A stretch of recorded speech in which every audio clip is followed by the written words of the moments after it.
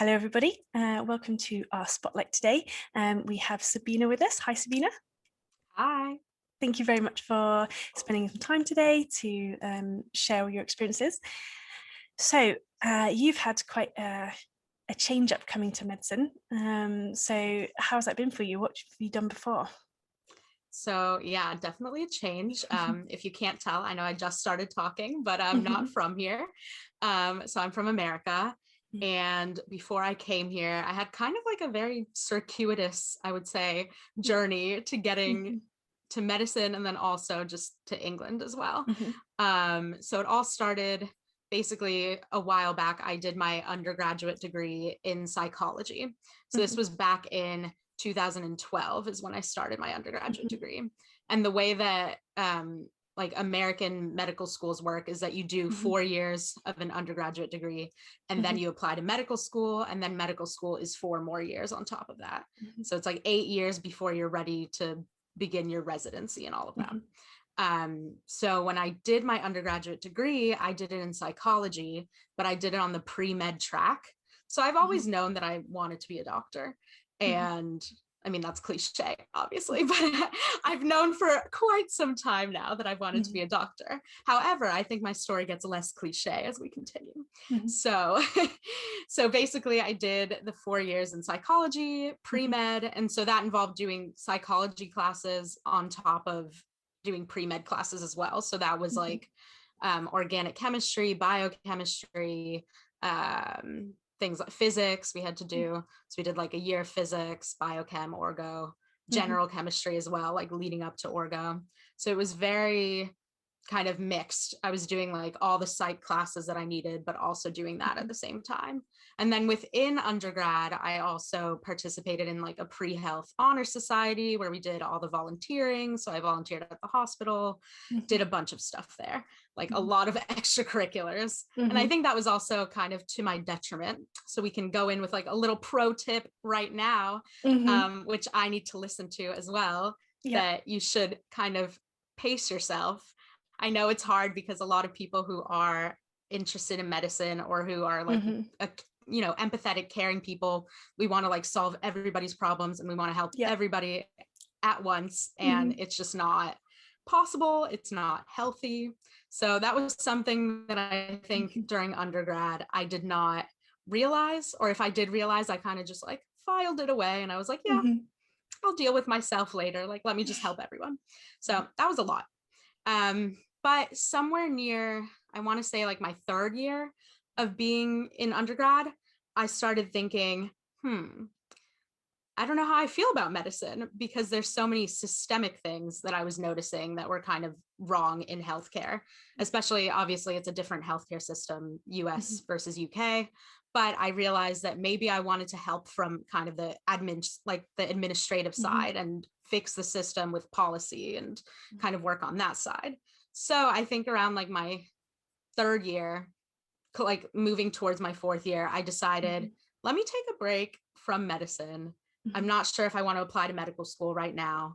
So instead, I went and got my master's in health policy and management. So I moved. So I was in Florida doing my undergraduate degree for 4 years. And then I moved all the way to New York City, which was really great. And I lived there. I ended up living there for 3 years. And the way that master's degrees work in America is typically it's like a 2-year program. At least mine was a 2-year program. I don't want to speak for like every master's program in America, but mine was a 2-year program. So it was a program in health policy and management. And you could kind of specialize if you wanted to go more the health policy side or the health management side. And I actually started out kind of more, I think, on the policy side, but as my course went on, I switched over to the management side. And so I graduated in 2018. I'm like losing track of time. Wow. So I graduated undergrad 2016.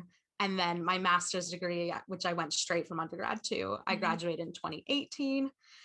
And finally, I was like, okay, now I have my master's degree. And while I was doing that, I ended up starting a startup. It was like a very random thing. So I got involved in like a healthcare like a hackathon type thing. And through that ended up meeting these people who became my co-founders, and we started a startup. and it was not about medicine, but it was about nursing. So still healthcare. And it was about trying to make the the nursing handoff more seamless, like make the transition easier for nurses, because we realized that a lot of hospital acquired complications were happening and we didn't know why. And then after interviewing like 250 different healthcare professionals, we kind of got to this idea that in communication, there are so many areas for like miscommunication to happen, drop-offs in communication to happen. And so we started kind of going that route of trying to make this app to help nurses basically streamline their handoff. And the ultimate goal was that it would help other healthcare professionals too. But we were starting with nurses. Did I lose you? Or are you still there? Yeah, I mean, yeah. So, yeah, they're still there. Okay, cool. Awesome. But yeah, so basically started the app. And while we were in the hospital, I got to shadow a lot of doctors as well. And as I was shadowing the doctors, I was like, oh, is this nagging thing going to be there forever of me being like, I really want to be a doctor? And I was like, yeah, I think it is going to be there forever. So I basically did the app for like a year and a half. And then we all kind of made the decision to sunset the app. And it was never my co-founder's like full-time job, but it became my full-time job. And without their like full-time support, it was just really hard trying to do a startup, like not on my own, but full-time as like the only co-founder that was full-time. And I realized that ultimately I really wanted to go to med school, but didn't do it yet because I did a fellowship instead. And so I moved to Washington, D.C., and I worked for a year at the National Cancer Institute, which is one of the institutes in the National Institutes of Health. So if you've heard of like the NIH, the NCI is one of the institutes in the NIH. So I worked in the Office of Advocacy Relations, and basically I was helping to liaise between former and current cancer patients to help them have a voice at kind of the research process, like give them a seat at the table. And so I kind of helped them to facilitate that and advocate for their needs and everything. And it was like amazing. It was really great. And I also at the same time did a fellowship in health disparities, which was like equally super interesting and kind of just like a continuation of what I'd learned in grad school as well. So I knew that I wanted to integrate that into my fellowship. And while I was there, I got to shadow doctors again at the clinical center over in basically at the National Institutes of Health. They have a clinical center where they translate, it's like very bench to bedside, and like they'll have patients right there, and then they'll have research happening as well, and they'll kind of carry it over to the clinical center. So I got to see some really amazing things like at the clinical center. And so I was shadowing over there. And it was around that time that I was like ready to apply. And I feel like I didn't even, this is such a long, it's such a long journey, but I feel like it just shows that you can do so many things. And I don't know, I think they all kind of feed into each other. Like I don't regret any of the turns that I've taken, because I think they've all given me something that I'm able to bring to the table now in medical school and like beyond as a future doctor. So I don't regret it. But it definitely is a long story. But I feel like one piece that I left out was the England piece and like how I ended up here. So I think that's important to cover. So basically, this is going to sound like I did this. It's not a whim, but it's the fact that I'll explain. Basically, my entire life, I've always wanted to live in England. I don't know why. It might have to do with Harry Potter. I really don't know. But I've always wanted to live here. And before I went to my fellowship, so this was in 2019, I came finally. It was like my first trip to England. I'd been waiting for years. And so I came to England. And while I was here, I went to London, I went to Liverpool, went around, and I also made it over to Edinburgh. And when I was in Edinburgh, I got to see the medical school there. And I was like, wow, what do I have to do to like come to the United Kingdom to do medicine? And so I'm like looking it up, and I had looked it up for years now at this point. Like throughout this whole journey, there had been like screenshots in my phone from like 2017, how to go to medical school in England, like 2019, 2018, throughout the whole time I'd been kind of had this in mind. But basically it ended with me on the plane going home to America to start my fellowship. And while I'm on the plane, I registered for the UCAT. Like not for the UCAT, but I registered to have like a Pearson VUE account basically. So registered. And then I started my fellowship and I was like, I kind of forgot about it for a little bit. But then around, I want to say September, no, maybe like late August, I want to say, I was like, oh, wow, I made the deadline to like have an account, meaning that I can actually sign up for the UCAT like right now. And I was like, should I do it? And then I was like, yeah, I'm just gonna go for it. And so that's what I meant by it sounds like I did this on a whim, but like it's not a whim because it's been like years of me thinking about it, Googling it, trying to figure out how to do it. And finally it was just like, you know what? You're never going to know unless you try it. And these are like two of your biggest dreams in the entire world. Might as well combine them both and see what happens.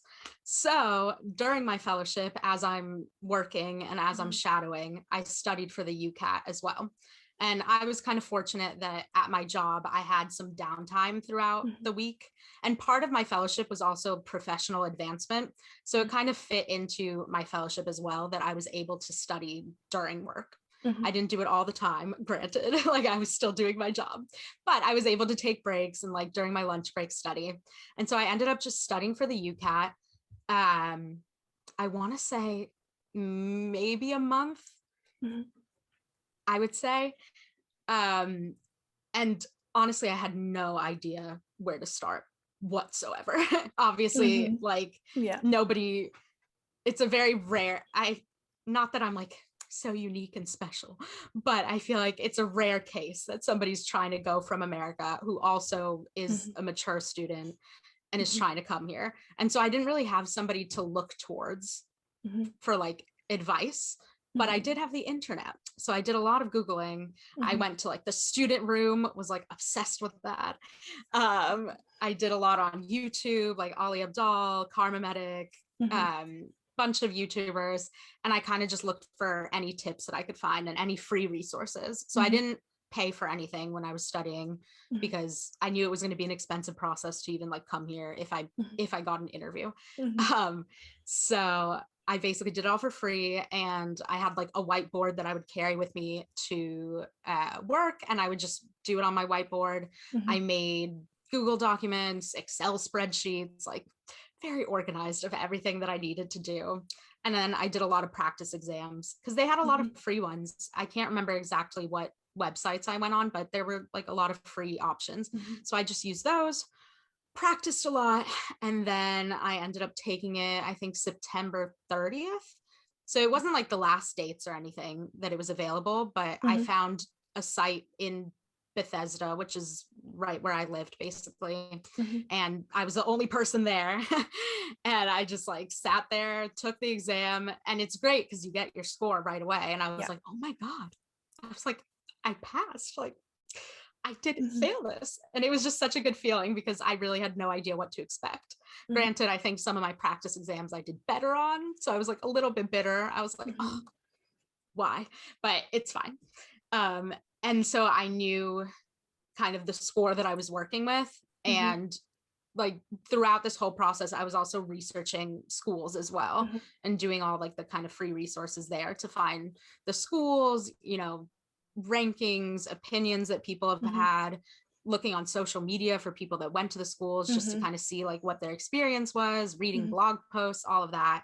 And so I kind of did it concurrently. It was like narrowing down this list while also doing my UCAT prep and then like my actual life of like work and everything. So it's kind of a very hectic time for me. And I had just moved also like to Washington, DC. So I was like getting used to the area and like doing all this at the same time. And then it came time to apply, but before applying, it came time to write my statement. And so that was a whole other, and another entire experience. But I think because I have been thinking about this and wanting to do this for so many years, I had like little excerpts in my phone that I had just like written in the shower or something like 2 years prior that I was like, oh yeah, I forgot about that. Let me like throw that in there. And so I had kind of been building the personal statement in my mind before I like ever applied. So that was good. So it wasn't like completely from scratch. I kind of knew what I wanted to say. But I ended up having whiteboards again and like just writing things out on whiteboards. I had like 20 whiteboards at one point. I was just like filled full of things that I wanted to say. Finally got it into something that resembled a personal statement. And then I like sent it off to a couple of my friends, sent it back and forth, and we like talked about it. And I think by the end, it was something that I was happy with. So applied. Did I talk about the schools that I applied to? Let me think which ones.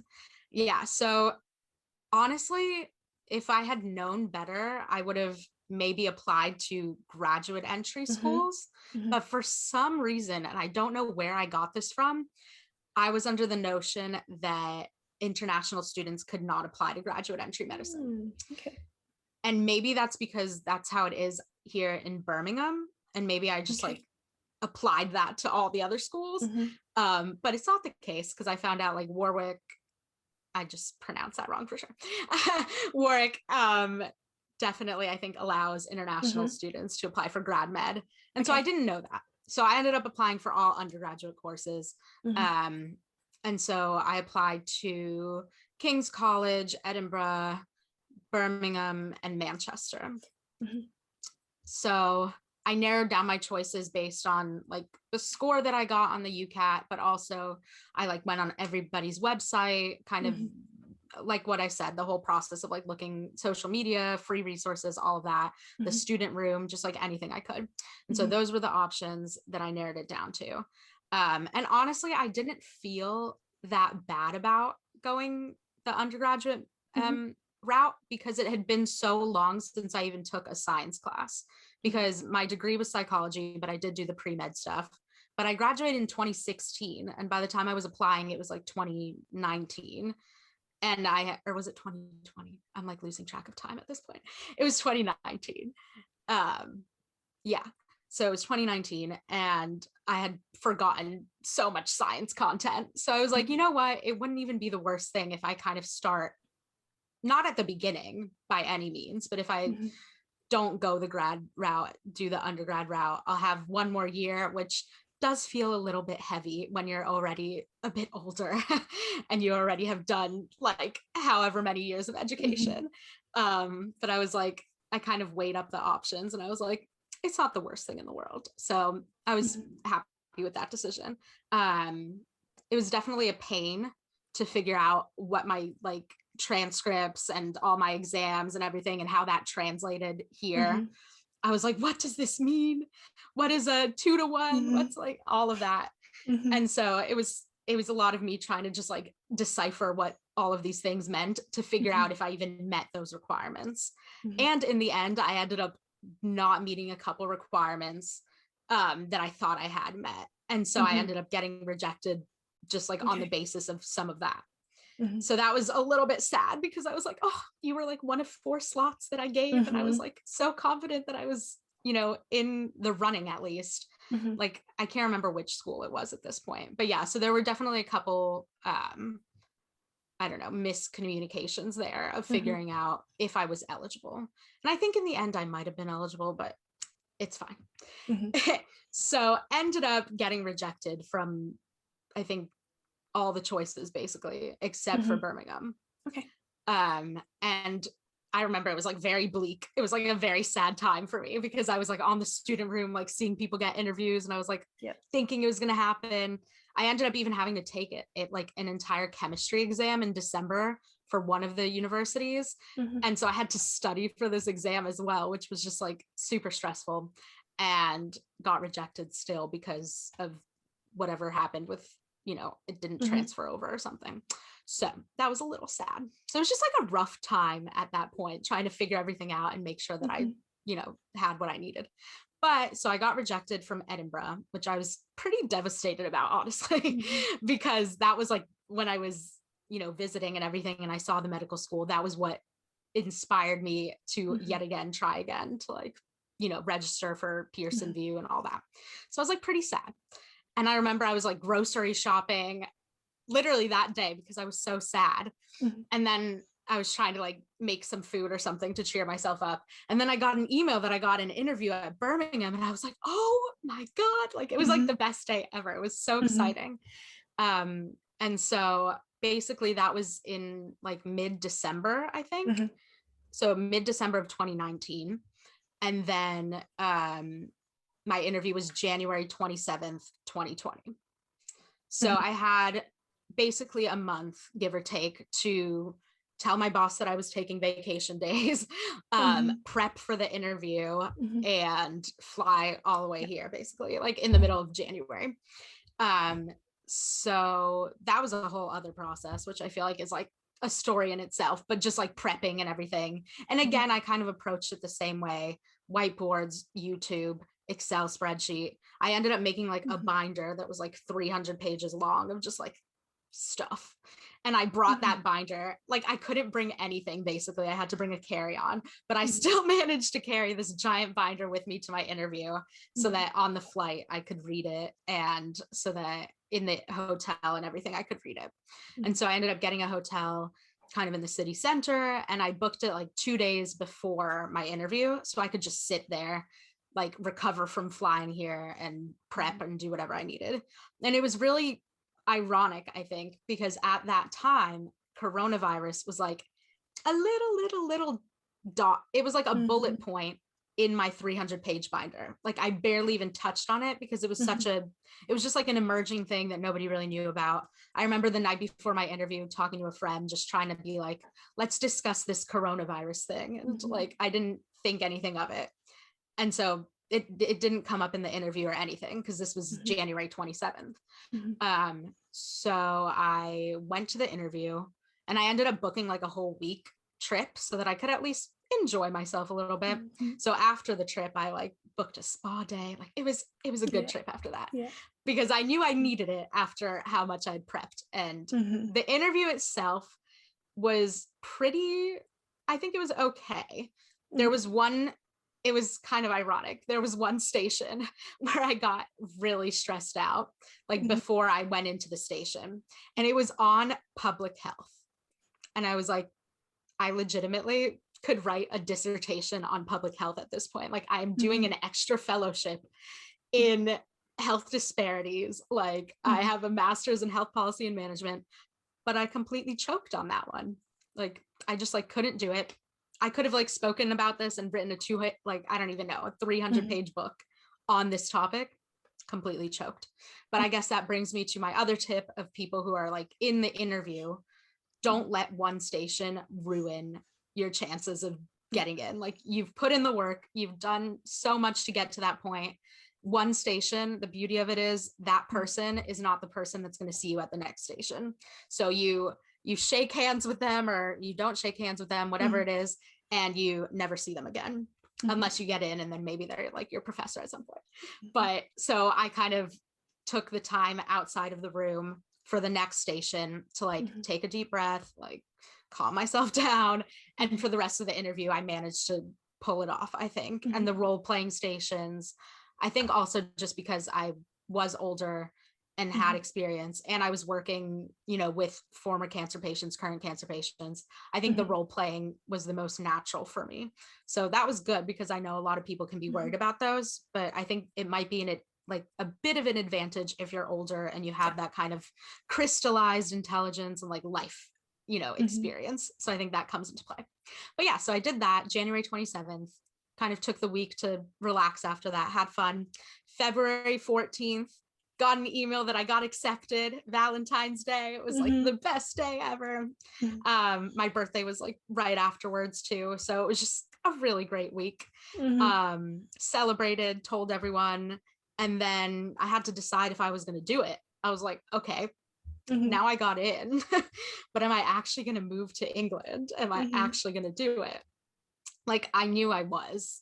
Kind of me applying was me saying I would do it if I got in. But I still had to like break down that barrier of like, am I doing this? And a lot of doubts, I think, came into play too. Like not just doubts about moving and not just doubts about being in a different country and all of that, but doubts of if I could do it, if I was smart enough to do it, if I was good enough to do it, all of that. And that almost stopped me from accepting, even though it was like, I got in, like clearly in the interview, I was able to portray that I was worthy of getting in. And it was like the same doubts that I think throughout this whole journey, like since whenever I was pre-med to now, that have stopped me along the way of like really going for it. So finally I was just like, no, I'm doing it. Like enough is enough. And then coronavirus happened. And then it was just like a whole new layer of, am I actually going to move to a different country in the middle of a pandemic and start medical school in the middle of a pandemic? And I mean, obviously, as we're talking right now, we know the answer was yes, I did do it. Was it a good idea? Debatable. Okay, yeah. I think like for full disclosure, the medicine part, like coming here for medical school, 100%, I think was the right decision. Like I'm super happy with what I'm learning. I'm really interested in it. I think I'm kind of good at it, you know. like I think that was a great choice. Coming in the middle of a pandemic, however, and like starting university online, bit less of a great decision, because I think basically I moved here, quarantined for 2 weeks, and then we had like maybe a week, maybe, I don't know, maybe a bit more, I might be exaggerating, a few weeks where things were kind of normal, and then we went into lockdown, and as we know, we've kind of been that way ever since, until like a week ago. So like my closest friends, I think I've met them twice in person, and you know, we just Zoom all the time, which is great that we have technology and everything. But yeah, it's definitely a different experience. I think the one advantage to being older is that I've kind of like lived my life, did the whole uni thing, like I don't need a freshers week or anything like that, so I was kind of okay with that. It didn't feel as tragic to me, but I know that my friends who are like fully just freshers, I guess, for all intents and purposes, not mature students, I think they really missed out on that. And so I do feel for them for missing out on that experience. But yeah, for me, that was okay. But I think I definitely underestimated like the toll that being here in a new country without the chance to really like establish myself, I underestimated like what that toll would take on me. I think I just, yeah, it's kind of sad sometimes. Like it's very isolating. And I think everybody's dealing with, you know, loneliness, isolation, and everything. But that's just magnified when you literally don't know anybody in a country and you're sitting at home the whole time and you don't really have the opportunity to put yourself out there. Because I moved to DC like the year before I moved here, and I put myself out there like from day one. I'm like, I got involved, I did as much as I could, met a lot of people, made some amazing friends. And so I just always thought that if I moved here, I was like, it's fine, like I'll do the same thing. I know I did it there, so I know I can make it work here. But then with COVID, it kind of put a damper on those plans. So yeah, I think that was tough. But I hope that for future applicants, that won't be as big of an issue, because hopefully we're on our way out of this whole crisis. So yeah, I don't know if it's as applicable to other people, but definitely it was a rough time. And it still is sometimes too. And I haven't been home since I moved here, basically. So I moved here 7 months ago now. So yeah, I haven't been home since. So, and I probably won't be home until, I want to say August or something. I don't know exactly. It really depends what's happening with vaccines and everything, because I don't want to do that whole journey without some protection there. So yeah, that's definitely like a consideration that I guess people who are thinking about coming from abroad to here should think about. However, I think it'll be easier when COVID is like no longer an issue, which hopefully it will be soon. No longer an issue. But yeah, anyway, that was a very long circuitous journey there that I just went through. So feel free to ask me any questions if you have any. Yeah, I mean, I thinking where to start, there's so much there. And I suppose I suppose maybe start first with what some of the differences might be compared to like right at the beginning with your pre-med. So when you take pre-med, do you do less psychology to then make time for the medicine stuff? Or is it like a, No. no, okay.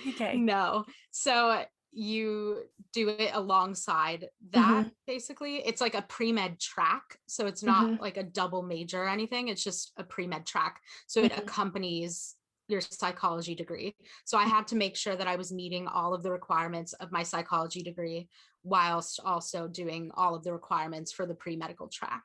And basically the point of the pre-med track is that you need certain classes in order to be able to apply to medical school. So it's just making sure that you can like check all the boxes that you've done those classes. And I think some universities in America do have pre-med as its own major. But I think kind of the goal is that they want well-rounded people. So they don't want people that are like, oh, I majored in pre-med and now I'm going to medical school. So I think that's why they've made this option of having it a pre-med track, because people then do like an English degree or a music degree or something, but they're still getting those pre-med classes that they need to get into medical school. So I would probably like equate some of the classes to like what people here would take in A levels, I guess.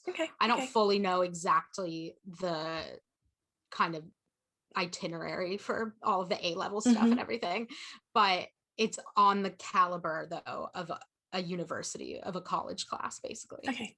So we call college, or we call university college. So I had to like get into that as well. But yeah, so it's just like college level classes or university level classes, sorry. So very difficult. And again, I think at that point when I was taking them, I definitely got over involved, did too much, and my grades slipped a little bit, if I'm honest. Like it was not the best time at some points, because I was just trying to do too much, volunteer all the time, like fundraise for cancer and all of these things, which I love to do, but you have to prioritize your education as well. And I think I lost sight of that a little bit there. So that's something that I have tried to carry with me since then, is the kind of lesson that, you're here for a purpose, and that purpose first and foremost is your education. And then all the other stuff is amazing and great, and you'll help a lot of people, but it has to be second to your education. And so I think I've tried to maintain that when I came here. However, I'm still faltering a little bit because there are just so many things to get involved in. And they're so amazing, and people are doing such wonderful things. And I feel like, oh, I want my hand in that, and I want to help here. And now I have like experience as well that I can bring that I think is actually very helpful, that would help some of these causes. But again, we're here to do our education as well. And so I have to kind of, at least for me, I have to repeat this to myself all the time. And I don't know, some people might be different. And if so, I'm very jealous of them. But for me, it's like, yes, that looks amazing. Take a step back, think about it. And then maybe a week later, you can apply to it or something if you're still thinking about it. But I've already had to kind of like step back from things that I thought I wanted to do and think about them. And then I was like, you know what? Maybe in a few years I'll do this one. And I have a document where I've just been saving things that I want to like look into later. As you can tell, I really like documents and a whiteboard, spreadsheets. It's so great. I love it. But yeah, so I think that's definitely something to remember. And then obviously as a mature student, like you're coming with a life as well. And I'm sure it's kind of different for everyone. But for me, it's kind of like I came with like a fresh start completely, but other people like have more of a life that they have to maintain as well here. Whereas I kind of could create my own life, I guess, well, in the confines of COVID, but I could kind of start from scratch there, at least with some things. But yeah, so just balancing that and like making sure that you're prioritizing, especially your education, because it is important, and that's ultimately why we're here.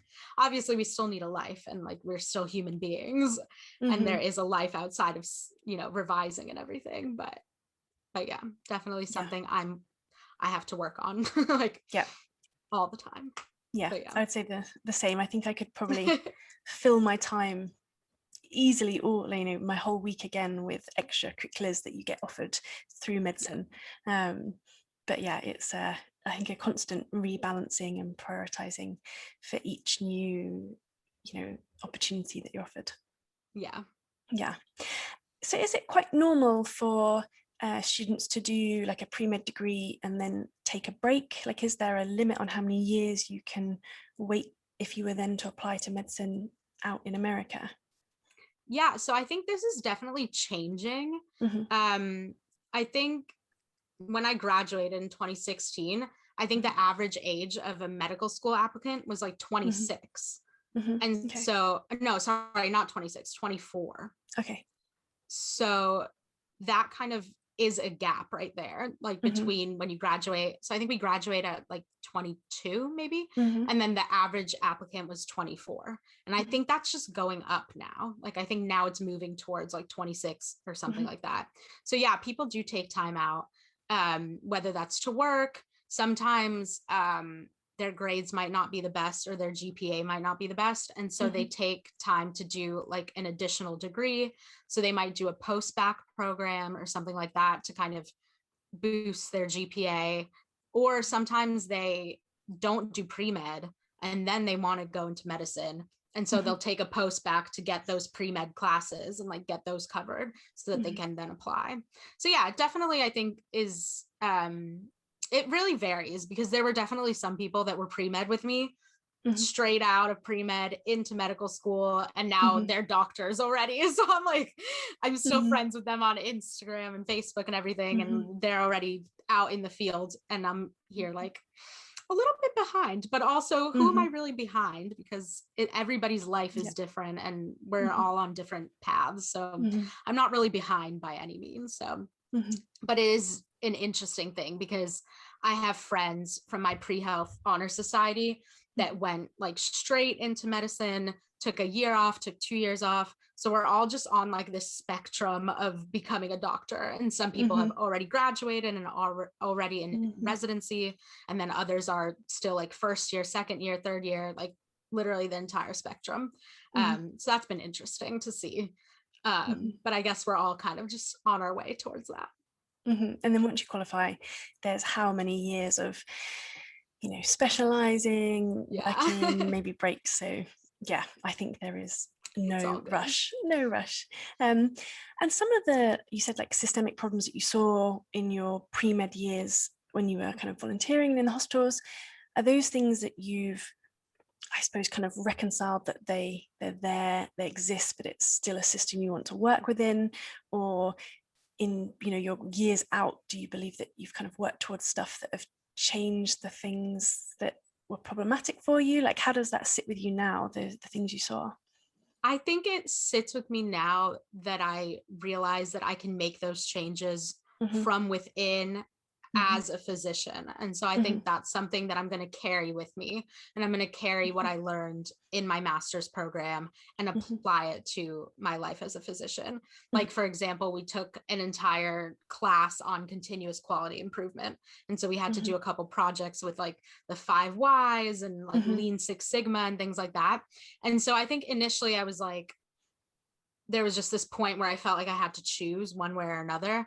But now I'm like, no, I just want to be a physician and a leader as well. And so that's something that I want to kind of continue throughout my time at uni, and then also beyond, is this thread of like having the leadership and being able to use my fellowships and health disparity and different things like that, and kind of integrate it to be like a very open-minded, and I think, yeah, just like an open-minded physician, and also kind of use that leadership experience and what I've gained from my master's to help in whichever ways I can from within. And a fellowship, just to clarify, is that like a research education position? Is it like a job? Like, what does it actually entail? Yeah, so there's different types of fellowships, and they all kind of have a different meaning. but the fellowship that I did was a job. So we were fellows, but we got paid for it. And so we worked, but we also throughout were in a program that kind of helped us develop as professionals as well. And so it was kind of this like bucket thing for like a program and also a job at the same time. And so what we learned in the program, we could kind of apply to what we were doing. So it was like professional development, but also we got paid. So that was good because I needed to make money. But it was a really great way of kind of dipping my toes in the like government sector, because that it's a government agency, like the National Institutes of Health is like the National Institutes of Health. Like, so it was really great to kind of get a foot in the door and see what that was like. Because my degree was more about like hospital administration for the most part.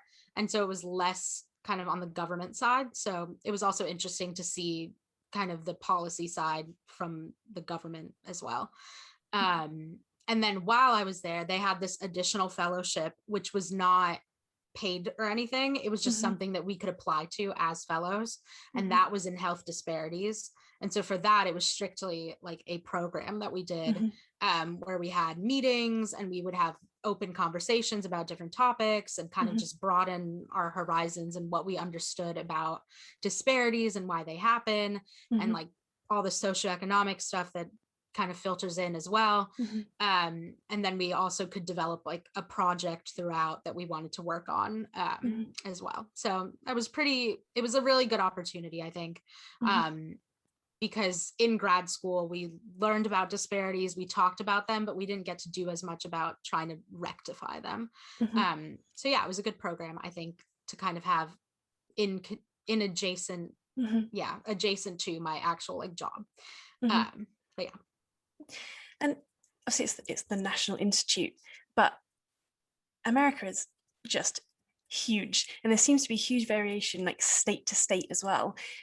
How did working on a national program and looking at just like the policy, how does that apply in real life? Like, do you feel like, you know, when you're able to apply these things, you're able to affect, you know, large areas? How does that work? I guess it depends. Obviously, like you said, America's huge. And so state to state, there are just policies that are going to happen on a state level. But then there are some that are just like throughout that are applied as well. And I think like health insurance and all of that, there's kind of like standards as well. But from the NIH, really what the NIH is a huge research facility. So they do a lot of research, and there's like 16 different institutes, I think, and they range. So I worked specifically at the National Cancer Institute. So that was all about cancer research, impacting cancer policy. But then there's like an institute for aging, complementary alternative medicine. And so each institute is kind of doing its own thing. So I didn't really get to see what was happening from each institute. And all I really saw was at the National Cancer Institute. But then that's a huge institute as well in itself. So all I really saw was like this tiny little wedge, which specifically had to do with how advocates relate to research. And so basically the point there with our office, which was the Office of Advocacy Relations, is that they realized that researchers were developing these studies, but they might not necessarily translate to actually good medicine or good healthcare, because patients and like the people that participate in the studies didn't have a seat at the table. And so they created this office to kind of give patients and former patients a seat at the table. Like, for example, if there's a drug protocol that involved like coming into the National Cancer Institute like 6 times a week or something, and the researchers are like, yeah, sure, why not? But then obviously the patients are like, we're people with lives, with jobs, we can't be coming in 6 times a week. And so they kind of get to put their perspective into the research. And I think it was really interesting because both the researchers and the patients got something out of the process as well, which was really cool to hear about. And so I think a lot of times researchers or people involved, especially in bench side research, they lose sight of what they're doing it for. And so this office was kind of the bridge between, so that people could see like, this is directly going to impact these people. And then the patients, or the former patients, who are called like cancer research advocates, they kind of got to put their perspective. And so they felt like they were actually helping other people who would come after them as well. So it was a really cool process. And so that's really the side that I got to see. Yeah, I think it is so important having my training is as a benchside scientist, and you get caught up in the science and the experiments and results. And I think when you're working in a field that directly relates to people, it is really important to be reminded of that side. And, it's understandable. The like scope of research is so huge from the bench to the patient that it's completely understandable that one person can't understand that full scope. But to have, I suppose, someone in the middle that can advocate for both sides, and you understand the science, but, you also understand the patient experience. Yeah, I think is hopefully where we can, as research keeps expanding, more people will take on those roles, which will help bridge that gap. How does it have a lot, again, like how did you find the science communication? So let's see, again, at the moment, especially with coronavirus, there's a lot of science going on and potentially a lot of miscommunication in that science. So how did you find that, and like developing your skills in how to communicate what was going on? So I think honestly, my skill sides with the layperson versus the scientist, because I think that's where I've historically like gravitated towards. And so I think it was easy for me to be able to bring things down to the terms of a layperson, whereas sometimes understanding like all of the nitty gritty of the science was actually harder for me. And maybe now as a med student, I might be able to kind of integrate it even more. But I think it was definitely interesting to see how a scientist would speak compared to what like a lay person would need to hear. And things would get lost in translation all the time. And so that's also a part that I could play, was helping to kind of bring it down, not down because there's no hierarchy, but bring it to the level of a lay person so that they could understand it. And so, yeah, I think that's definitely important. Something that can be applied throughout as, a future doctor now during coronavirus, public health and everything. And just being able to take a step back and realize like this is your life, but it's not everybody else's life. And so you might be entrenched in this research and all these words might be like literally more vocabulary to you than English is at this point. But that's not the case for the people that you're going to be communicating with. And so being able to, it's a really big skill that I think is underestimated, but that's really important. Yeah. It's something I'm trying to work on, and definitely I do often find challenging because there's so much language, there's so much processes that you're trying to combine and make sense, but also not overwhelm. You kind of looking for those sound bites, but I think often with a lot of research it is quite hard to scope it down, because you always want to be like, oh, but there's also this, and this is the main thing, but you also have to think about these aspects. So yeah, I think it's something that could be worked on as a much bigger field for sure. It's very nebulous for sure. So then taking a step away into the startup world, like how was that? Was that completely different skills? Like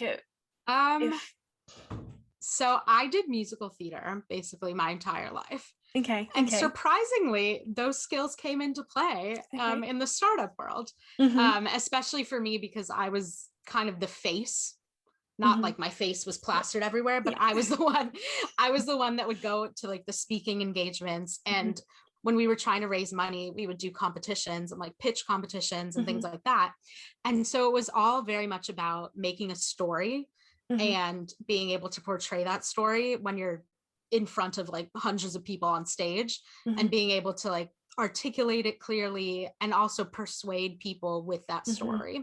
Like, for example, the pitch that I ended up refining, and it was all like a very iterative process, and it took a long time to like get it down to this pitch that we really liked. But we started it with a story, and it wasn't like necessarily I picked a patient that existed, but it was like every patient could fall into this category, where it was like a patient who came into the hospital, got surgery on his knee, was a lifelong runner, really loved running, but there was a breakdown in communication at some point. Nurse forgot to change a bandage, and the patient got an infection and like had to get surgery on his knee, now can't run, all this stuff. So it wasn't necessarily like I found that story as in I witnessed it happen, but it's just something that can happen at any point, because hospital acquired complications are a huge deal. And I know that's the same whether you're in England or whether you're in America. And so being able to kind of communicate that, get the like empathy from the audience about that, so that you could then present a solution that you created. So that was a very, I think, transferable thing that I could take from musical theater, just like being on stage, being able to, you know, do all that. And then I got to develop a lot of research skills. There's surprisingly like a lot of research that goes into a startup that I wouldn't have thought existed before I like got into it. So basically the way I got into this whole thing was I saw an advertisement for this healthcare hackathon, and it was billed as this thing that you could do to foster interdisciplinary communication, work with a team of people from like different backgrounds, and develop a solution to some problem that was happening in healthcare. And so it was a weekend long event. It was really exciting. And basically I read through the different prompts that they had given us. So these were like things that were proposed from the different colleges at NYU, like that had to do with healthcare. So specifically the nursing school proposed this challenge of how to reduce, I'm trying to think exactly what the challenge was, but I think it was like something along the lines of like how to reduce hospital acquired complications. It was like pretty broad. And so that one for some reason struck me. And I think part of it was because I was doing continuous quality improvement like at that time in grad school. So it was like very transferable. So I met with this group who I had never met before. And it had one person from my university, as in like doing health policy and management, an engineer, master's student, a person who worked at the hospital in operations. So it was open to like all NYU, all across like the spectrum. So it could be undergrad, grad, PhDs, and then even just employees at the hospital could also participate. So it was really cool. So yeah, and then we had an undergrad student who was pre-med. So it was like a very broad mix.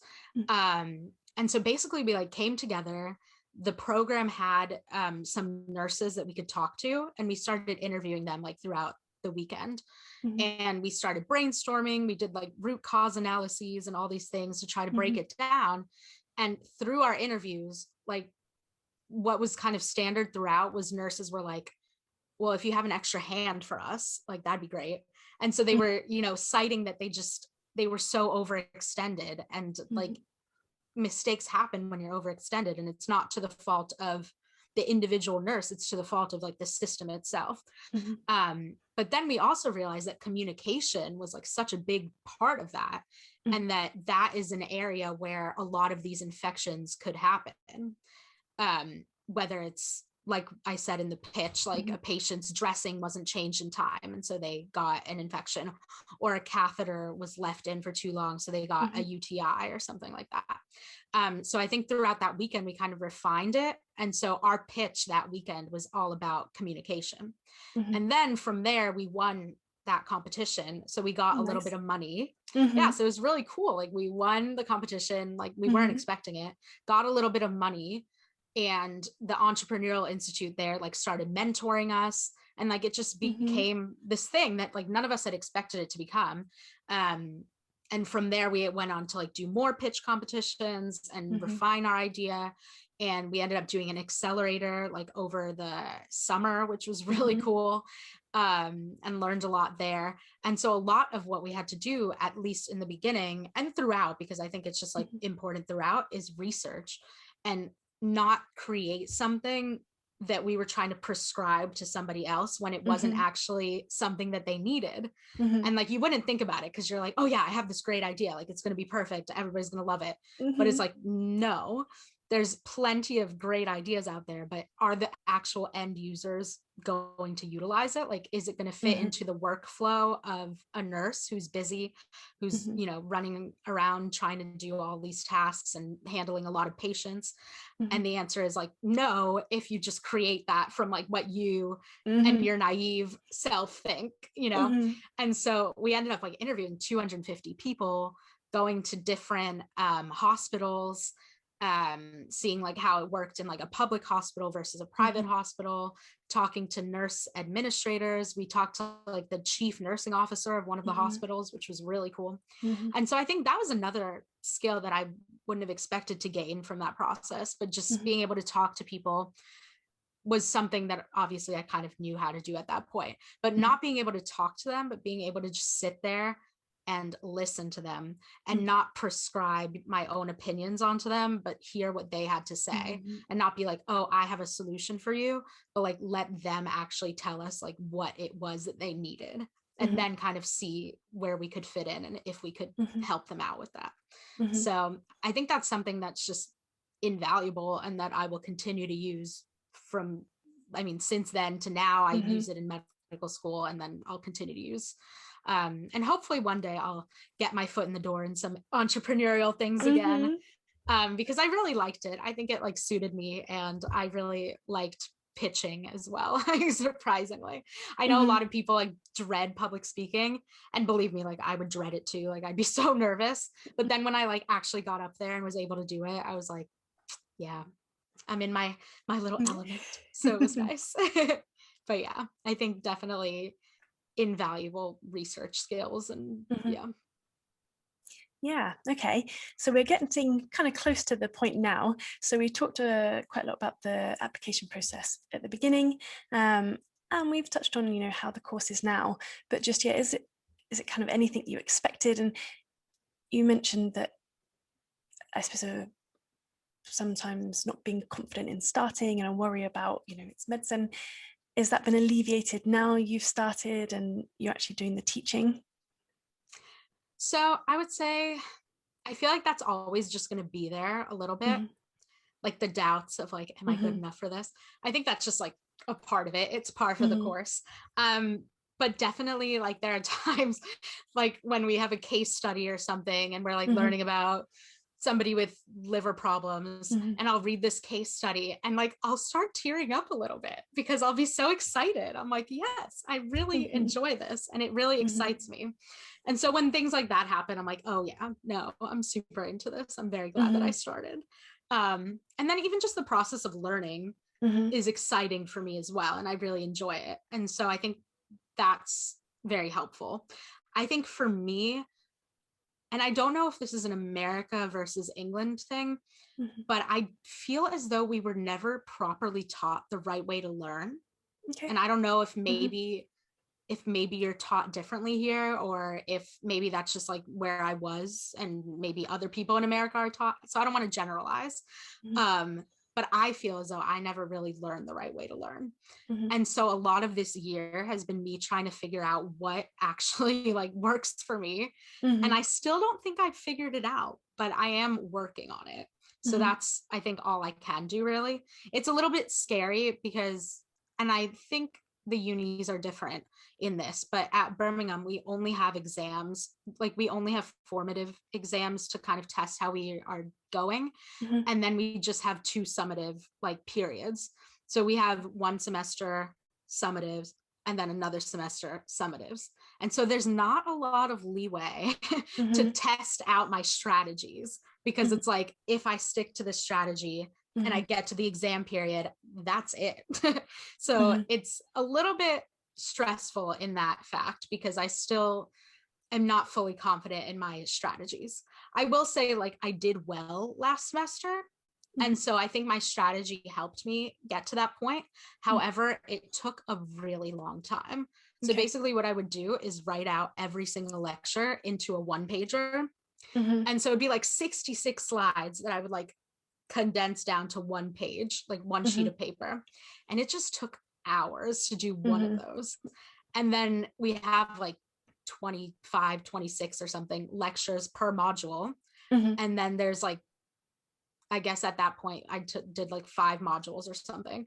Mm-hmm. And so it's a significant chunk of time. Mm-hmm. Fortunately, we had like winter break, and also like kind of fortunately, but also sad for me, like I had nowhere to go and nobody to like socialize with. So I just spent that time doing my one pagers, and I was okay with it because I was just like, I have nothing better to do and I want to do well on the exams. So it did work in terms of the result that I got, but I think there's a better way to do it, and I'm still trying to figure it out. I've like done a lot of reading and like watching YouTube videos, and there's a lot about active learning and spaced repetition and things like that, like active recall. And so I think for next year, that's going to be more of my strategy, because I don't think doing the one pagers is very active.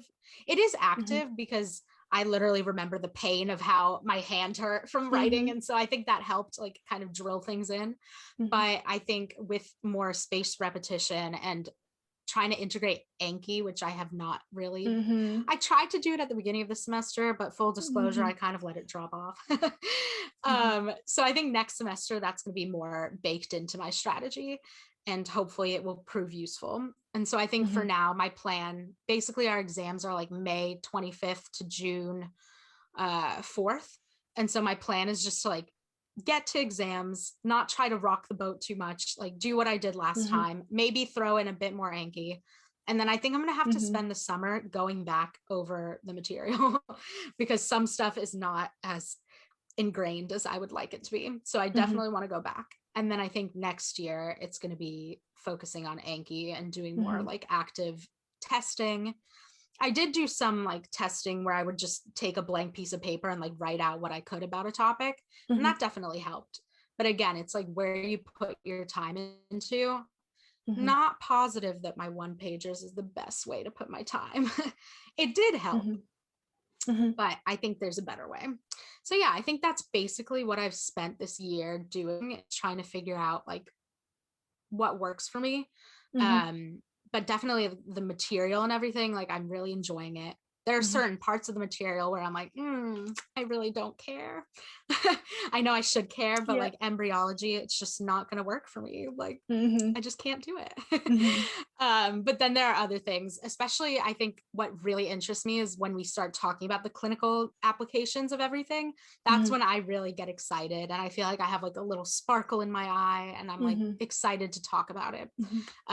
Like I'm sitting there looking at a picture of like a gangrenous ulcer or something, just eating my breakfast, like having a great day. And that to me, I think is exciting. And so I'm happy about that.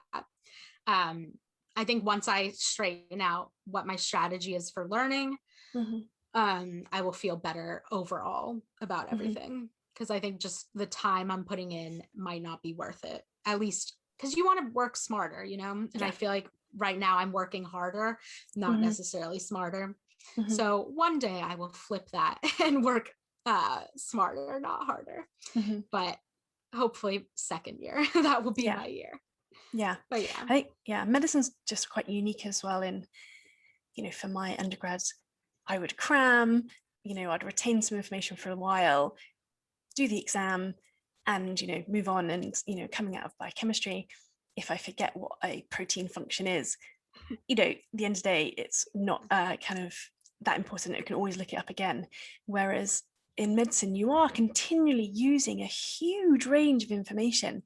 You know, patients can come in with anything. And even when you specialize, you could have patients that have, you know, comorbidities. They could have, you know, multiple things going on at once. So you need to like retain this information to a reasonable level for a long time. So I suppose that's where the spaced repetition, the idea of that comes in, is that you're continually testing this information at different time points to help keep it there. But it's definitely a challenge. And I think that's something that is true for me too, in terms of like cramming in undergrad. I used to cram all the time. But what's interesting is that now I'm not even compelled to do that, because I think about the end patient and I'm like, would I want my patient to come to me and ask me a question and then me not be able to help them? And so Mhm. I think that's something that's interesting about medicine, is that you kind of have that motivator at the end. Like the Mhm. motivator is not that you pass your exam, because at the end of Mhm. the day, whatever. But the Mhm. motivator is that when somebody comes in, you're not like, let me just YouTube that. Like, Mhm. give me a second. Yeah. Like, Yeah. so I've been like actively repeating that to myself. I'm like, think of the patient, think of the Mhm. patient. And I think that helps like kind of drive it home that like Mhm. this needs to stick in Mhm. my brain, please. But yeah. And what's the course structure like at Birmingham? Do you have much placement or patient contact quite early on, or when does that start so that you can actually put those thoughts into practice?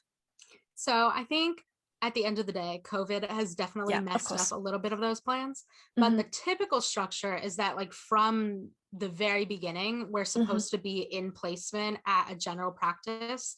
Mhm. And we do that every 2 weeks. Mhm. And so we're like meeting with the general practitioner, going to the actual clinic and kind of spending the day with them. And we have like a curriculum that we follow at those meetings, where we'll do Mhm. some like group learning, make like presentations, get a Mhm. case or something that we talk Mhm. about. But then we actually like sit there and we're present when the doctor is speaking with patients. Mhm. So that kind of got turned around a little bit Mhm. because of COVID. And so what has happened for us is that at the very beginning of the year, like last year when we first started, instead of having 6 of us go together, they split us into twos. So Mhm. they split us into pairs. And one pair was able to go.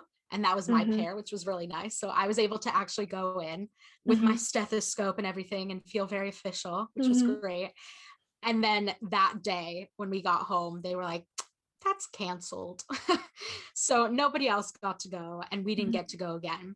But so what we do now is that we do it every 2 weeks still, but it's on Zoom. Mhm. And then we work through whatever case they might present us. We do some research beforehand, and then we talk to our GP on Zoom. And Mhm. it's 9 to 5. So it's like the whole day. It's very Mhm. full on. And sometimes he'll have scheduled either Zoom sessions with patients or phone calls with patients that we're able to join in on. And he just Mhm. lets us interview the patient and ask Mhm. whatever questions we have, which has Mhm. been really great. And other times it's just like not possible for that day. So Mhm. he'll just do some role playing with us Mhm. and pretend that he's a patient, and we'll get to like Mhm. kind of feed into that. Mhm. And then they've supplemented all of this with watching videos from GP behind closed doors Yeah. and a couple other kind of, Mhm. I forget what the other one is. But yeah, GP behind closed doors is a big one. So Mhm. it's still been interesting, and we still kind of get to see that side of things. But definitely being in the clinic that one day was like leaps and bounds more exciting. Mhm. And I like, yeah, it was really great. Mhm. So I think starting next year, when hopefully COVID's a bit calmed down a little Mhm. and we're vaccinated, I think we'll be able to go back in to the practice, and I think that will be great. And so we Mhm. do that for 2 years, and then those are like the preclinical years, and then we have 3 years of like the clinical years. Mhm. And so for that, we're doing more of the rotations and like going Mhm. to, the different practices for longer as well. But Mhm. CBM placement is like day one of Yeah. first year, basically. Mhm. Yeah. So I suppose it's nice that you still get those some patient interactions to, yeah, Yeah. keep it in mind as to why you're doing all your page summaries. So many. Yeah. I know it can be really hard to lose sight of that, I think, too. So Mhm. it is nice when we do have that and we get to talk and we're Mhm. like, okay, this is why we're here. This is what we're doing. And Mhm. yeah, it just feels exciting also to like have our stethoscope and be like, Mhm. even though I Yeah. still barely know how to use it, Yeah. I definitely No. need to work No on idea. Yeah. I remember when the first GP placement we went on for the afternoon, I just remember seeing the sign that said, we may have medical students in with us, is that okay? And I said that moment, I was like, that's me. That You're like, I'm I'm that. I'm the student, I'm the one that's gonna be in. And it was a really, yeah, they're important moments, I think, to make you feel like you're working towards something. And that, yeah, I didn't think, if you'd asked me if I thought I'd have, I thought, oh yeah, I'm just, it's medicine, I'm just getting on with it, I'll do this. And then I was quite surprised actually at But how then you have much a that, moment. hmm It yeah, I remember matters. that. I think some of the like older years have like little name tags that say medical student, and I'm like coveting them. Like, I want Yeah. that. Yeah. And just even having that, it's just like, yes. Yeah. Yeah. We have a lanyard and Oh, I do like it. Yeah. jealous. One day. Taking a little segue outside of medicine, have a few hobbies. What do you like to get up to? Yeah. I mean, I love hobbies. I like to think I try to be multifaceted and do different things, and try to like maintain my passions so that I'm not like losing sight of that. And they also just help relax as well if you're like doing something like that. So for me, I really love singing. Like I said, I did musical theater, so it's just like it's part of me. I used to do karaoke, which was like the love of my life. In Washington, DC, I did a competitive karaoke league, which was absolutely like the greatest thing I've ever done in my life. So my goal is that when things are open, karaoke is like actually allowed, because that's probably like the last thing you want to be doing in a pandemic is like singing into a microphone, sharing it, all that. But when it's allowed, I'm hoping to get into it again, and then maybe start some sort of competitive karaoke in Birmingham. I don't know. We'll see. But kind of in the absence of that, I finally treated myself, like I think a few months ago, to a piano. So I got like a keyboard. It's not like the very fancy one. It's just like the electronic keyboard, but it's really great. Like if I'm studying and I'm just not retaining anything, I'll just like get up, go to the keyboard, play a little bit, try to sing a little bit. And it's just relaxing, and it makes me like feel like myself again if I'm starting to kind of lose sight of who I am, because I'm just like in a book the whole time. So that's great. And then I also really like poetry, and I like writing poetry. And it's really interesting because you can kind of link it to what you're doing at uni. Like for example, we went to pro section, and that was just like a very big moment to be there and to kind of think of like the gravity of it, that these were all people that literally donated their bodies to us. And so after that, I like came home and wrote a poem about it to like thank the donors. And so that was just like a nice way to tie in something that I'm passionate about with medicine, and use it as like a means of reflection and also just self-care. So yeah, I do that. I talk a lot, as you can tell. So I talk to my friends a lot. FaceTime is like the greatest thing ever. Unfortunately, my sleep schedule is horrible because I'm still talking to my friends at like 2 a.m, because we're 5 hours ahead. And so and sometimes 6 hours, and then sometimes 8 hours even ahead. So it's just like interesting. I have like my schedules with my friends to like make sure that we talk. So I do that. And then I tried to get involved at uni as well. Which again, as I'm saying it, I'm like, take a step back, please. Because I think I might have gotten a little over involved, but it's okay. It was worth it, I think. So I started by joining some societies and trying to go to whatever events they would have.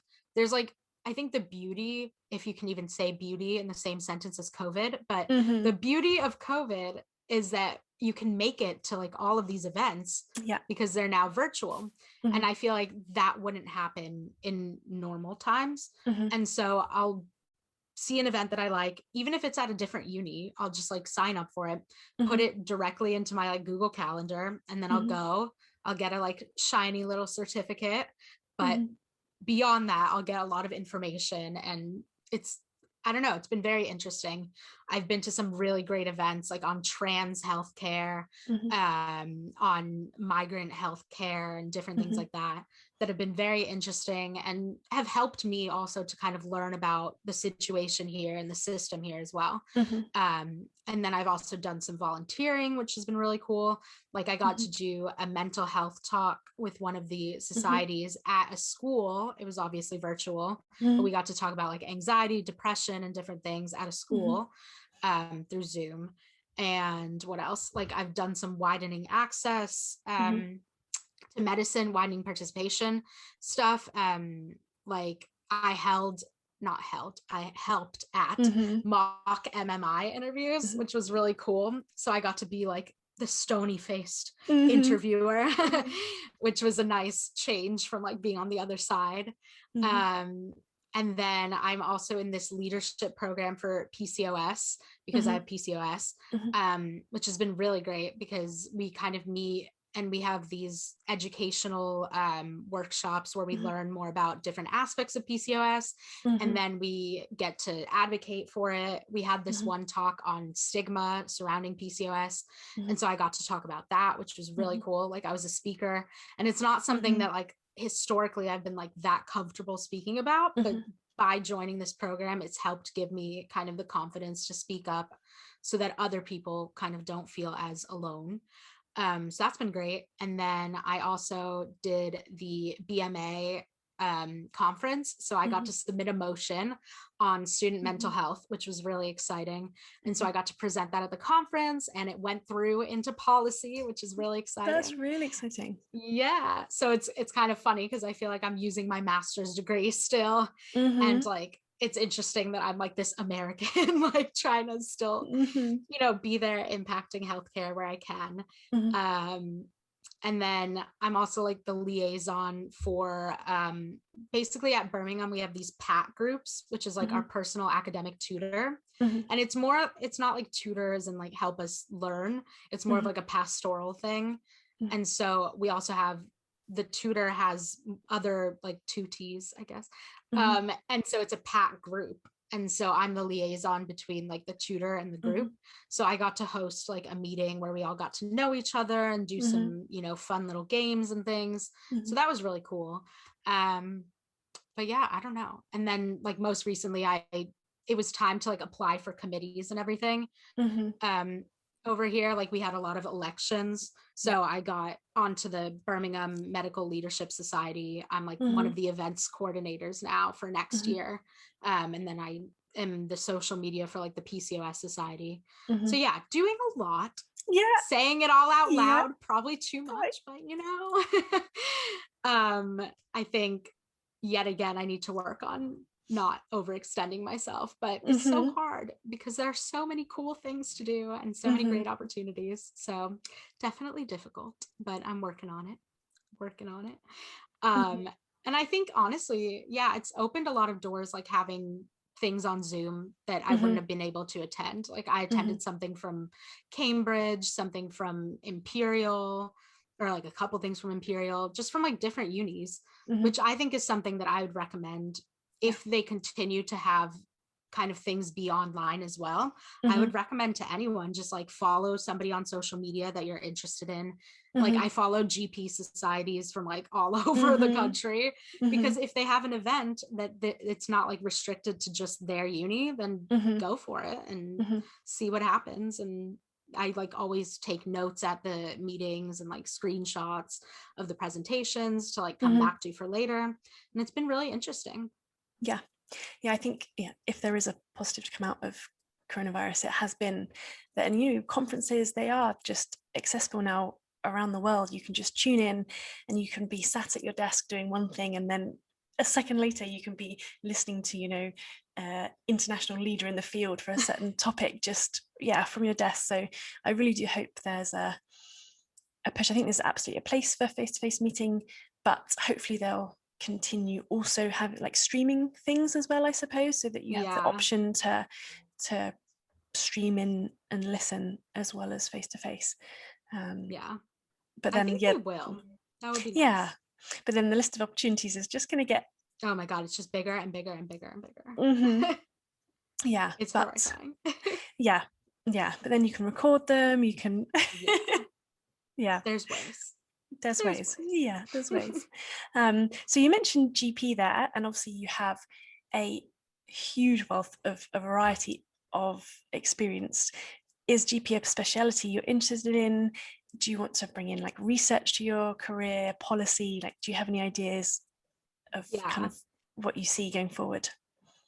Yeah, so I think honestly, like being here has helped solidify how I feel, and I think GP is my way, because I think it's very exciting, and I think it's very versatile and very diverse, and there's like so many ways that you can kind of create your path the way that you want to.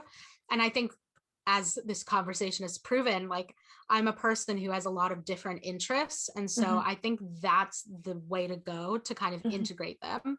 Like, for example, I'm really passionate about women's health as well. And when I had my own startup, I also worked for a women's health startup at the same time. And so I'm really passionate about that. However, I don't really feel like obs and gynae is like my way to go. But with GP, you can kind of have a special interest in women's health. And so you can be the person at your practice that people go to with women's health problems. And so I think that that's a really great way to be able to integrate that passion without fully going for a career in obs and gynae. And then mental health is another thing that I'm also quite passionate about. And so again, 1 in 4, I think it is, GP consultations end up being about mental health. And so again, it's another way to kind of integrate that without going all the way to psychiatry. So yeah, I kind of see it as this like beautiful blend of like all of these different, a variety of things. And then I think something I've also realized since I've gotten here, but probably just has been a thread throughout my life, is that I really like teaching. Okay. And so that's something that I want to integrate as well. So I'm like already, even though I have like enough degrees, I'm like already thinking about some sort of PGCE to be in medical education, because that's something that I'm really into. And I really just like the opportunities for leadership, for mentorship, and then also to be able to help budding physicians as well in the future. And I think that's something that as like a mature medic, I'm kind of able to do now with my peers, like, because I'm not fully like I have some life experience that I can impart on them. And so I'm able to kind of help in those ways, or like by doing the PAT group meetings and everything, I'm able to like foster this like mentorship kind of vibe. So yeah, it's something that I'm like already kind of practicing. And so hopefully next year I'll be able to like do some of the societies do revision sessions that we can attend. So I'm hoping that next year I'll be able to maybe teach one or something and kind of dip my toes in with that, because it's something I'm definitely into. And then somehow, some way, I will find a way to integrate entrepreneurship, you know, like we'll figure it out. And then maybe some singing, just throw it in there. But yeah, I think for a really long time, I've tried to like fit myself into boxes, but I just don't, it's not my style. So I'm just not going to. So if I can find a way to kind of combine all the things that I'm passionate about, then I'm going to go for it. So I think GP is the way to go. Yeah. And I'm the preclinical representative for our GP society for next year. So I'm excited about that, and to kind of get even further into it. And I've attended like a ton of talks since I've gotten here on GP, which have been like super inspiring. And so I think it'll be great to continue that as the years go on. And like, I'm only a first year, so I feel like I have the time to really get entrenched in it. But yeah, I'm not going to say I'm like fully steadfastly like, yes, GP, and I will not change my mind no matter what. But I do think knowing myself, knowing what the career has to offer and the leadership opportunities that it has to offer, like you can be in the practice as a leader and everything. And like the public health kind of integration, just having that, it's just like a wide scope that you can reach. I did do the like BMA, I think it's BMA, the BMA specialty explorer. I think it was BMA. And so like all of my specialties were like psychiatry, GP, psychiatry, like there's so many psychiatries. And so I think I'm like on the right track of what I want. And it's just about like knowing yourself, and I know myself, and I think I'm old enough to know myself and not know myself in like a naive way. Because I feel like a lot of people, if they come into medicine, they're like, day one, I'm going to be whatever. But it's like, I feel like because I'm older, I have had the time to like think about what I want. And so I do think GP aligns with that. Yeah, I think from listening about your previous experience as well, there's a huge like continuation of care in GP that you know, in some other specialties you might not get as much. You know, you could have your own, you know, your patients that you see over long periods of time, which I think is quite unique to GP, that otherwise you tend to see patients more acutely and then they go off. So See Yeah. some social prescribing for karaoke coming up, I Oh reckon. yeah, you know Yeah. it. And with that, do you see it here in the UK, or do you see yourself going back to America? So honestly, I feel like that's a really difficult Mm-hmm. question because I have no idea what's going to happen in the next however many Mm-hmm. years. I will say, if I meet my somehow nice British husband, which I Mm-hmm. am, on the market for, then I will stay here with him and it'll be great. Mm-hmm. I also really do like the way the GP Mm-hmm. lifestyle is here and how you can have these special interests and you Mm-hmm. can kind of bake that into your practice. Like I've listened to a lot of GPs that are like, yeah, like 3 days a week I do this, 1 day a week I'm an educator for this, and then the other day I do that. And I Mm-hmm. think that really suits me. And I'm not exactly sure if it's something that I'd be able Mm-hmm. to find in America. I feel like I need to do more digging in that respect. Mm-hmm. Definitely paying, like the pay scheme is different. Mm-hmm. Like American doctors, they make a lot of money. Mm-hmm. Not saying Mm-hmm. that doctors here do not make a lot of money, but American doctors, they make a lot of money. And Mm-hmm. as somebody who has gone to school a lot, I have a lot of debt that Mm-hmm. I need to consider. And so that'll Mm-hmm. definitely, I think, be something I think about. Um, but I'm kind of working on my portfolio as if I'm applying here and Okay. making sure I'm like checking whatever boxes I need here. Like if Mm-hmm. I go to an event, I'm saving the certificate, even though in America, like that wouldn't necessarily matter. Mm-hmm. Um, and so I'm trying to just make sure that no matter which direction I choose, I'm like setting myself up for either path. Mm-hmm. If I do go back to America, I have to do the USMLE. Yeah. And so that's just like a huge exam that I will have to Mm-hmm. study for. Mm-hmm. So figuring out when I'm going to do that in my course is difficult. Mm-hmm. Like if you were in America studying for that exam, it's baked into the curriculum. Mm-hmm. And so they actually give you time off of school to just study, like Mm-hmm. dedicated time to study. Whereas here, I would have to just do it myself and figure it Mm-hmm. out. And it'll be very much like when I was trying to do the UCAT, where Mm-hmm. I have no guidance really. Because if I was in America, like the schools prep you for it and like they want you to pass, obviously, they want you to succeed. Whereas here, it would just be, again, me self studying, YouTube, whatever Mm-hmm. resources I can find. So it's something to consider. So I'm trying to figure that out. I think Mm-hmm. I'll probably end up taking it anyway, like no matter what. Mm-hmm. But yeah, honestly, I think the more I stay here, though, the more I'm like, being a GP here is very appealing to Mm-hmm. me. Although I think my parents would be very disappointed to hear that. So Mm-hmm. they would be like very sad if I stayed here. Although Mm-hmm. my mom kind of wants to just like go, she's a pharmacist in America. Okay. And she's very tired all the time. So Mm-hmm. I think her plan at some point is just to like move to the south of France and like paint or something. Like she just wants to Mm-hmm. relax. Mm-hmm. So maybe it would work if I'm here. Yeah. So we'll see. But also if I find my, nice British husband, then Yeah. Okay. that will affect my decision. Mm-hmm. Well, we'll put your details below, just for general Yeah, please advice, just being type an it. international student, potential marriage proposals. Potential And British yeah. husbands, send them my way. Mm-hmm. Yep. You won't be bored. That's all I can say. Yeah. Yeah. Okay. Well, this has been hugely inspirational. You've had Thank you. such an interesting journey, and you just have it brings so much interesting thoughts onto medicine and your perspective.